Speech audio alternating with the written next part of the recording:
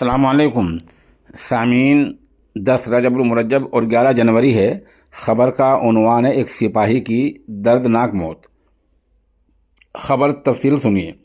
उत्तर प्रदेश के शाहजहाँपुर में चाइनीज़ मांझे की वजह से एक हादसा हो गया है।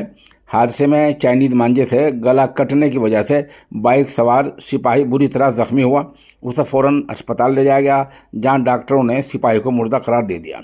सिपाही ज़िला अमरोहा का रहने वाला था। पुलिस ने मरने वाले के अहले खाना को इत्तला दे दी है।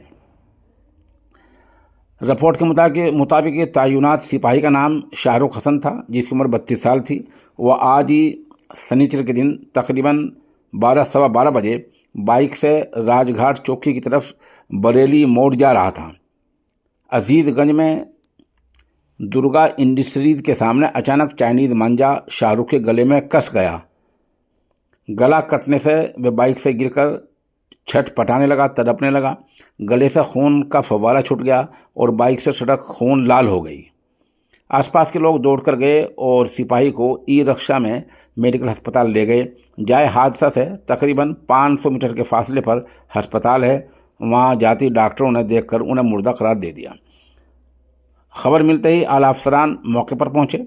पुलिस ने हादसे की जांच शुरू कर दी है। वाज़ेह हो कि चाइनीज़ मांझे की फ़रोख्त पर पूरी तरह पाबंदी है। इसके बावजूद इसकी यहाँ फ़रोख्त हो रही है। चाइनीज़ मांझे से पहले भी यहाँ कई हादसात हो चुके हैं।